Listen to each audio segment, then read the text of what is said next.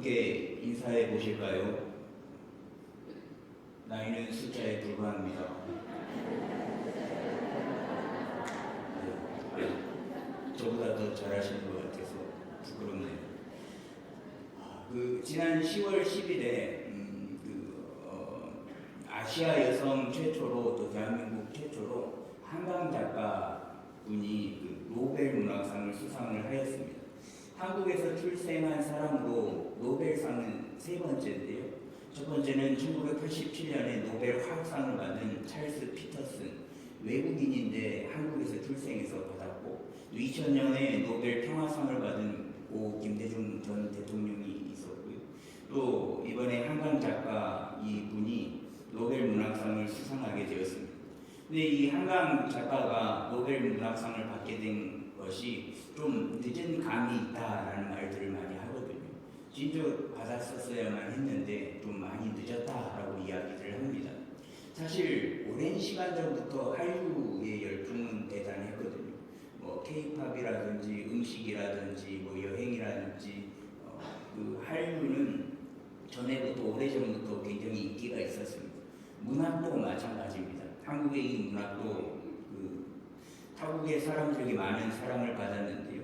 그런데 이 노벨 문학상을 왜 이제야 받았는가? 거기에는 이유가 있다라고 하더라고요. 그 이유인즉슨 한글이 해석하기가 굉장히 어렵답니다. 세계에서 가장 많이 사용하는 단어가 영어인데 약 25억의 인구가 사용하는 그 영어는 해석하기가 굉장히 쉽대요. 물론 저는 영어를 잘 하지 못하지만 영어 해석하기는 굉장히 쉽답니다. 뜻이 몇 가지로 압축되어 있고 앞뒤 문맥을 해석하면서 저런 뜻이겠구나 라고 해석이 쉬운데 한글은 그렇지가 않습니다. 그냥 한 단어에 여러 가지 의미를 가진 단어들도 많고요. 또 하나의 단어로 충청도에서는 하나의 단어로 여러 가지 뜻을 이야기를 한다고도 하더라고요. 이 알았다, 이 그러냐? 뭐 이런 이로 다섯 여섯 가지 뜻을 이야기를 한다라고 하더라고요. 예를 들면 야, 저 배 좀 봐라 라고 했을 때 저 배는 나무에 달린 배가 될 수도 있겠고 바다에 떠 있는 배가 될 수도 있겠고 저같이 이렇게 나온 배가 될 수도 있겠고 뭐 여러 가지 의미를 떠올릴 수 있거든요. 또 감다도 마찬가지고요. 머리를 감기도 하고 실 같은 것을 감기도 하고 한 단어에 여러 가지 뜻이 담겨 있기에 한글을 해석하기가 굉장히 어렵다라고 이야기를 하더라고요. 그뿐만이겠습니까? 한글은 또 띄어쓰기에 의해서 뜻이 많이 달라지거든요. 앞에 자막을 한번 보시면 이 회사 줄게 이게 무슨 뜻이게요? 크게 두 가지로 이야기할 수 있겠죠. 회 사줄게 그냥 생선 썰어서 먹는 그 회. 김민종 원사님네 회가 맛있습니다. 회사 줄게 경영하고 있는 회사를 주겠다라는 뜻이 되거든요. 그러니까 띄어쓰기로 뜻이 바뀐다는 거죠. 또 다른 단어 한번 보여주시겠어요? 그럼 무슨 뜻일까요?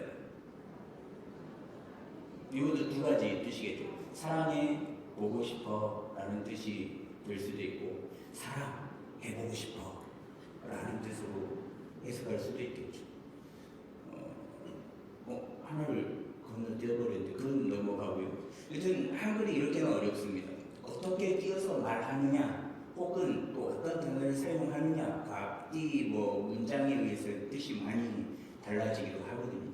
이렇게 어려운 한글로 인해서 해석이 힘들어서 노벨 문학상이 진즉 받았었어야 하는데 많이 늦어진 감이 있지 않냐라고 이야기를 하더라고요.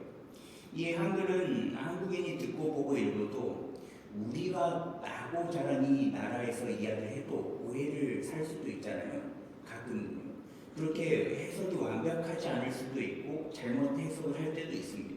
그래서 오해가 있기도 하지만 한국 사람이 한글을 가장 잘 알잖아요. 그래서 요즘은 한글을 알고 있다라는 자부심을 가지셔도 괜찮습니다. 영어는 그냥 이렇게 손으로 해도 한글을 알고 있다는 자부심으로 살아가셨으면 좋겠습니다. 이 노벨 문학상이 늦게 나온 이유처럼 오늘 말씀에도 같은 말을 다르게 해석하고 숨은 뜻을 말하는 이야기가 이어지거든요. 나면서부터 보지 못한 사람이 예수님께서 고쳐주심으로 눈을 뜨게 되었죠. 그날은 안식일이었고요. 그래서 그 모습을 본 사람들은 안식일인데 눈을 떴어? 라고 이야기를 하면서 유대인들에게 데려갑니다. 그리고 물어보죠. 어떻게 눈을 떴냐? 그래서 눈 뜬 사람이 나면서부터 시각장애인이었던 그분이 2차 저차에서 눈을 뜨게 되었소 라고 이야기를 했고, 그 이야기를 듣고 못 믿겠어서 그 부모에게 물어보죠. 그랬더니 그 부모는 본인에게 물어보라 라고 이야기를 했었죠. 바리새인들이 나면서부터 시각장애인이었다고 눈을 뜬 그 사람을 다시 부릅니다. 부모에게 물어봤더니 부모가 그에게 물어보라 라는 그 대답에 또 한 번 부르거든요. 그래서 24절에 보시면 맹인이었던 사람을 두 번째 불러 이르되 너는 하나님께 영광을 돌리라 라고 이야기를 하는데, 이 보지 못했던 자가 눈을 뜨게 됐을 때 하나님께 영광을 돌리지 않았을까요? 저는 돌렸다라고 생각을 하거든요. 물론 기록되지는 않았지만 이 눈뜬 자는 분명 하나님께 영광을 돌렸을 겁니다. 그런데 왜 유대인들은 이런 말을 하는 걸까? 그것은 눈뜬 자가 했던 고백 때문에 그런데요. 17절에 보시면 너는 그를 어떠한 사람이라 하느냐 대답하되 선지자 아니라 라고 고백을 했습니다. 이 고백 때문에 그렇습니다. 너는 눈을 뜨게 해준 그 사람을 어떻게 생각해? 뭐라고 생각해? 누구라고 생각해? 라는 그 질문에 눈뜬 사람이 선지자다 라고 대답을 했거든요. 태어나면서 보지 못했던 자이기에 자신의 눈을 뜨게 해줬으니까 아마 이 사람은 일반적인 사람은 아니겠다라고 생각을 했을 겁니다. 일반적인 사람은 아닌 것 같고 랍비일까? 성경을 해석해주고 가르쳐주는 랍비일까 생각을 했다가, 랍비는 지식에만 능통하지 기적을 베풀지는 않지. 그러면 누굴까? 혹시 능력이 있었던 구약 선지자와 같은 선지자일까? 구약 성경에서 불을 내리는 엘리야 선지자처럼, 또 홍해를 가르는 모세처럼, 또 만나와 메추라기를 내리는 그 사람처럼 혹시 선지자일까? 그런 마음에서 선지자다라고 고백을 했을 겁니다. 이 눈을 뜬 사람은 본인이 아는 지식에서 가장 능력이 있는 사람을 선지자다라고 생각을 했었을 겁니다. 이 고백을 듣고 유대인들은 마음에 들지 않았습니다. 왜냐하면 그들은 예수라고 불리는 이 사람이 메시아, 하나님의 아들이라고 생각하지 않거든요. 만약 그렇다 하더라도 믿어줄 마음이 없었습니다. 선지자 정도면 하나님의 아들이 아니니까 받아줄 법도 한데 이 선지자다라고 고백한 이 고백마저도 잘못됐다라고 지금 딴지를 걸고 있는 거죠. 왜냐하면 23절 하반절에 보시면 우리는 이 사람이 죄인인 줄 아노라 라고 이야기를 하고 있는데, 이 유대인들이 보기에는 예수라고 불리는 이 사람이 나면서부터 시각장애인이었던 사람의 눈을 뜨게 해준 이 예수라는 자가 죄인이기 때문에 그렇습니다. 근데 선지자는 일반적으로 죄인이 아니거든요. 하나님이 보낸 선지자는 죄인이 아닙니다. 죄인으로 죄의 자리에 앉은 사람이 어떻게 불을 내릴 수 있고 어떻게 홍해를 가를 수 있고 또 하나님께서 말씀하신 대로 그 말씀을 따라갈 수 있겠습니까? 눈을 뜬 당신 뭔가 착각을 하고 있는데 그는 선지자가 아니야. 안식일을 범한 죄인일 뿐이야. 그러니 그 믿음의 고백을 철회하라 라고 이야기를 하고 있는 거거든요. 근데 눈을 뜬 자는 어이가 없었을 겁니다. 뭐라고? 내 눈을 뜨게 해줬는데 일반적인 사람은 아닌 것 같은데, 내가 아는 지식으로는 선지자가 맞을 것 같은데 왜 아니라고 대답을 하지? 그래서 이렇게 대답을 하거든요. 나는 예수라고 불리는 자가 죄인인지 아닌지 모른다. 눈이 보이지 않는데 그가 내가 죄인인지 아닌지 어떻게 알겠냐? 혹 그가 죄인인 것을 알았을지라도 내가 시각장애인으로 있다가 나면서부터 단 한 번도 보지 못했다가 지금에서야 눈을 뜨고 보게 되었는데 그게 중요하겠냐? 라고 대답을 한 겁니다. 근데 눈을 뜨게 된 입장에서는 이 예수라고 불리는 자가 선지자든 하나님의 아들이든 죄인이든 전혀 상관이 없거든요. 한번 생각을 해보십시오. 누군가가 여러분들의 내 자신의 생명을 구해줬다라고 생각을 해보십시오. 어떤 어떤 일의 상황 가운데 처해가지고 누군가에게 도움을 받아서 생명을 유지할 수 있었다고 생각을 해보세요. 근데 알고 봤더니 그 사람이 진짜 사람을 죽인 살인범이었어요. 그러면 살인범이라고 신고하겠습니까? 저 같으면 신고 안 하고 숨겨줄 것 같아요. 왜냐하면 제 생명을 구해줬잖아요. 다른 타인을 죽였지만 살인범이다라고 이야기를 하지만 어찌됐든 간에 제 생명을 구해줬기 때문에 저는 신고를 하지 않고 아마 그 사람을 막아줄 것 같아요. 왜냐하면 제 생명의 은인이니까요. 근데 그 눈을 뜬 사람도 이런 겁니다. 어찌됐든 간에 안식일을 범했든 죄인이든 아니든 선지자든 아니든 간에 나면서부터 보지 못했던 본인의 눈을 떠주게 해줬는데 그게 무슨 상관이겠습니까? 중요한 것은 눈을 뜬 게 중요한 거거든요. 이 상황에서 유대인들은 그가 눈을 뜨고 보게 해준 것은 다 필요 없고, 야, 너 눈 뜨게 해준 사람 죄인이야. 그러니까 너는 하나님께 영광을 돌려라고 이야기를 하고 있는 거거든요. 여기서 하나님께 영광을 돌리라라는 말은 우리가 흔히 알고 있는 하나님께 영광을 돌립시다, 하나님의 영광입니다라는 의미가 아닙니다. 하나님의 영광, 이 모든 것 하나님께서 받으십시오. 하나님께서 하셨습니다. 전지전능하신 하나님을 찬양합니다. 이런 의미에서 하나님께 영광을 돌리라라고 이야기를 하고 있는 게 아닙니다. 그럼 어떤 의미냐면 이 의미는 자백해라, 회개하라라는 의미거든요. 여호수아서에 보면 이 아간 사건을 여러분들이 알고 계실 겁니다.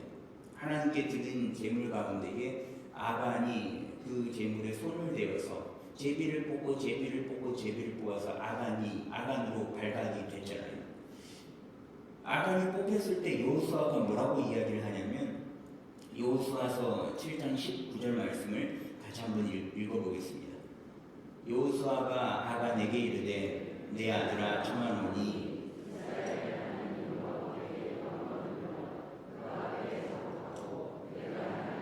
내가 알게 하라. 그 일을 내게 숨기지 말라. 여호수아는 범인으로 뽑힌 아간에게 여호와께 영광을 돌리라라고 이야기를 하거든요. 여호와께 영광을 돌리라라는 것은 야, 도둑질할 수 있어서 감사해요. 이 도둑질한 물건 하나님께서 주신 거 너무 감사해요. 뭐 이런 의미가 아니에요. 그 뒤에 보면 그 앞에 자복하고 이를 숨기지 말라라는 의미가 담겨져 있거든요. 그러니까 숨기지 말고 자복하고 용서를 구하는 의미로 야, 아간 너 발각됐으니까 여호와께 영광을 돌려 회개하고 자복해 라는 의미에서 사용되었다라는 겁니다. 그러니 지금 이 유대인들은 눈을 뜬 자에게 여호와께 영광을 돌리라라고 말한 것은 말을 하면서 당신 지금 거짓말하는 거면 이 거짓말로 하나님을 모독하는 일이 될 수 있어. 너 지금 하나님 앞에서 장난치고 있는 거야 라고 이야기를 하는 겁니다. 유대인들이 보기에는 눈을 떠주게 해준 그 예수라는 사람이 죄인인데, 안식일을 범한 죄인인데, 안식일의 흙을 이기는 생산적인 일을 한 죄인인데 왜 선지자라고 너는 이야기를 하냐? 너의 그 고백은 잘못된 것이다. 그러니까 철회를 하고 하나님 앞에서 자복하며 나아가라 라고 이야기를 하거든요. 근데 이 말에 25절에 보시면 그가 죄인인지 내가 알지 못하나 한 가지 아는 것은 내가 맹인으로 있다가 지금 보는 그것이니이다 라고 대답을 하거든요. 나는 그가 죄인인지 몰라. 정확하게 아는 것은 내가 나면서부터 보지 못했던 시각장애인이었지만 지금은 볼 수 있다라는 것을 대답을 하고 있는 것이죠. 예수라고 불리는 사람이 죄인인지 아닌지 그건 모르겠고 진짜 중요한 건 내가 지금 눈을 떠서 당신들을 보고 이 세상을 보고 있다는 거야. 그게 가장 중요해 라고 이야기하고 있는 거죠.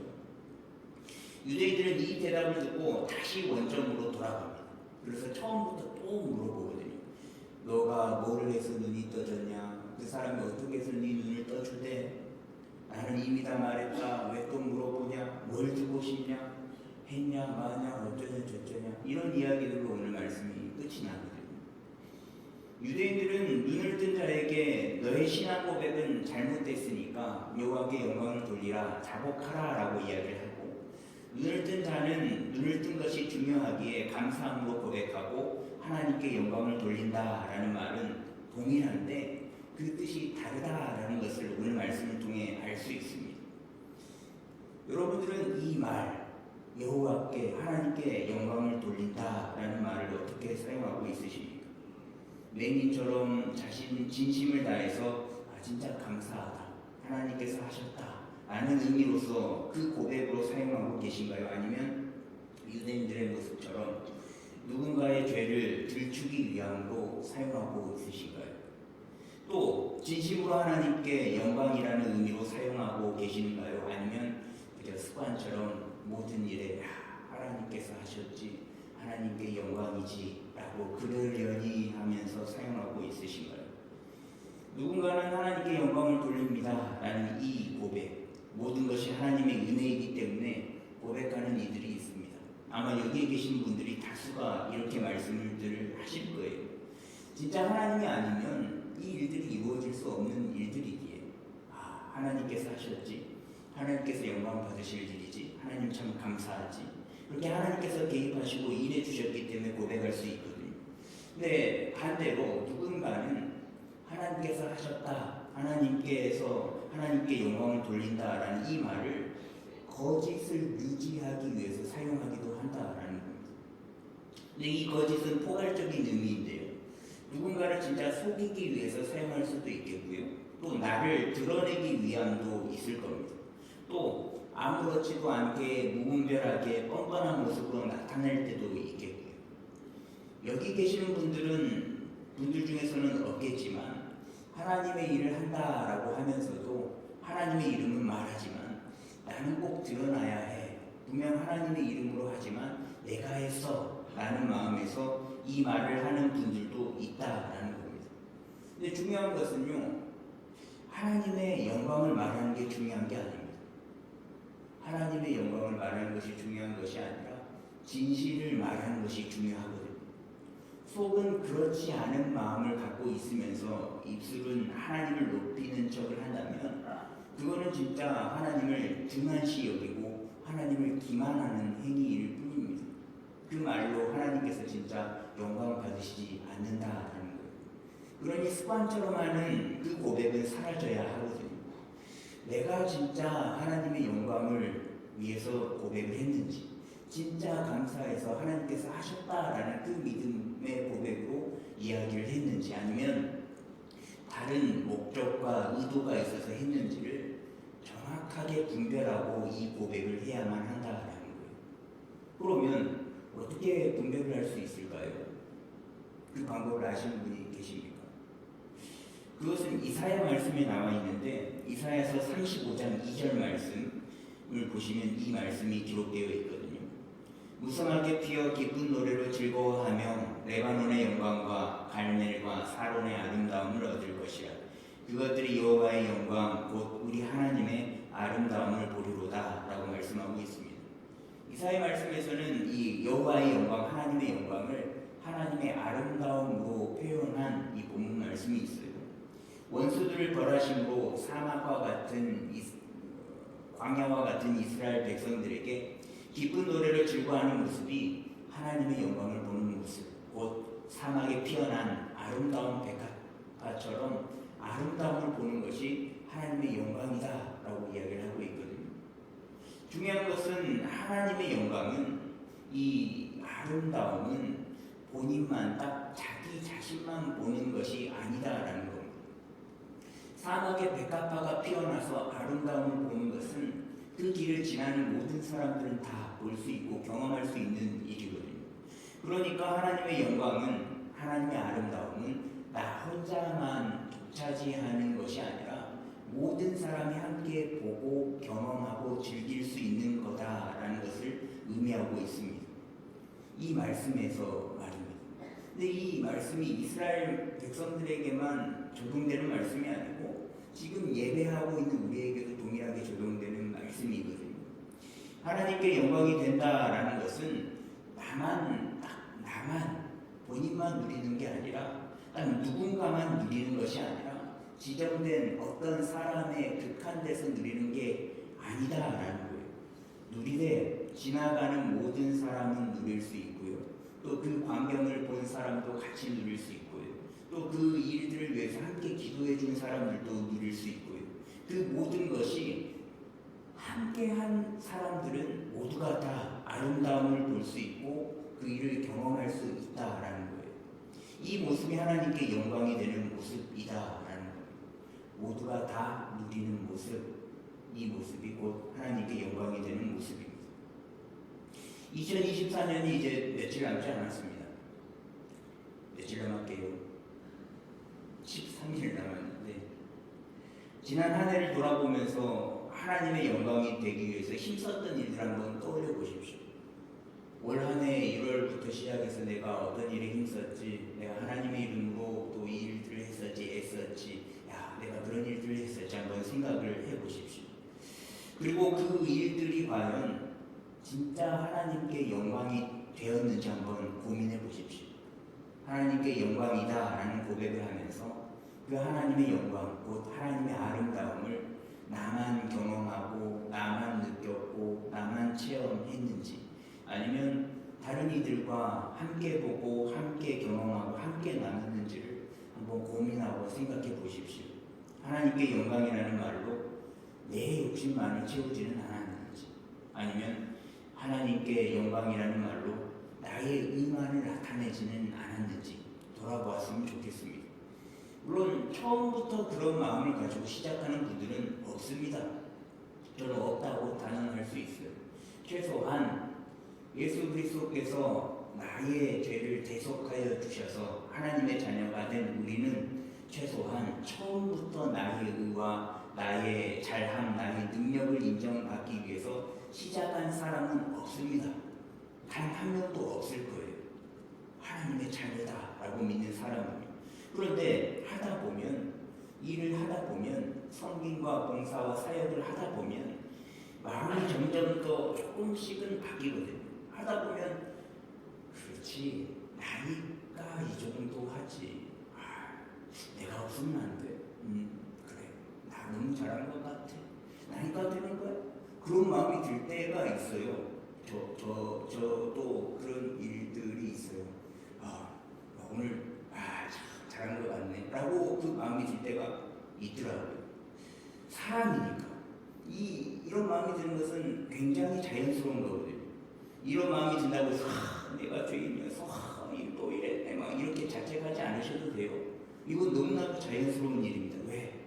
우리는 사람이니까, 연약한 존재이니까, 마음을 지키고 싶어도 흔들리는 갈대와 같은 존재이니까, 인정받고 칭찬받고 싶은 것이 당연한 일입니다. 당연한 일이지만 그것을 어떻게 받아들이냐가 관건이거든요. 그렇게 자연스럽게 내게 다가오는 그 마음을 당연한 거지 뭐 내가 인간인데 뭐 그런 마음 안 가지고 살겠어? 내가 뭐 예수야? 라고 이야기를 하면서 그냥 방치해 둔다면 언젠가는 그 자연스러움에 잡혀 먹힐 수 있거든요. 종식되어 버릴 수 있다라는 거예요. 자연스럽게 다가오니까 그냥 두다가는 하나님께 영광이다 라고 믿음을 고백하며 말하지만 남을 정죄하거나 나는 맞고 남은 틀리다고 이야기하는 모습으로도 더 발전할 수도 있습니다. 그러니 당연하지만 내게 그런 마음이 생겨나는 게 당연한 모습이지만 그 모습이 있을 때 늘 예의주시하는 모습이 필요하거든요. 인지하고 있는 모습이 반드시 필요합니다.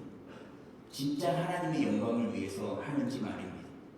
또 본인과 다르다고 해서 하나님의 영광이라는 말로 남을 평가하고 정죄하는 모습도 굉장히 주의를 해야만 해요. 분명 하나님께 영광인데 하나님의 아름다움은 모두가 다 함께 즐거움과 기쁨을 누려야만 하는데, 누군가는 상처를 입고 누군가는 마음이 어렵다면 그 모습은 분명 하나님께 영광이라는 말로 표현을 할 수는 없을 겁니다. 하나님께 영광이 된다면 모두가 다 동일한 마음이지 않겠습니까? 모두가 다 하나님께 영광, 그 하나님의 아름다움을 함께 경험하고 함께 체험하고 함께 누리지 않겠습니까? 하나님의 아름다움을 본다면 모두가 다 똑같이 보지 않겠습니까? 하나님께 영광이라는 말을 너무 쉽게 또 너무 습관적으로 사용하지 않아야만 합니다. 다른 일은 모르겠지만 하나님의 영광이 되는 일에는 우리가 명확한 기준을 가지고 다가서는 우리가 되어야만 합니다. 남은 2024년도 또 13일이 남았는데 하나님께 영광이 되는 일들로 가득한 저와 여러분들의 삶이 되었으면 좋겠습니다. 그리고 또 다가올 2025년도에도 동일하게 하나님의 영광이 되는 일들로만 하나님의 아름다움을 나도 경험하고 너도 경험하고 우리도 경험하고 모두가 다 경험하는 일들이 가득되어지는 2025년도를 맞이하는 저와 여러분들의 삶 되기를 간절히 소망합니다.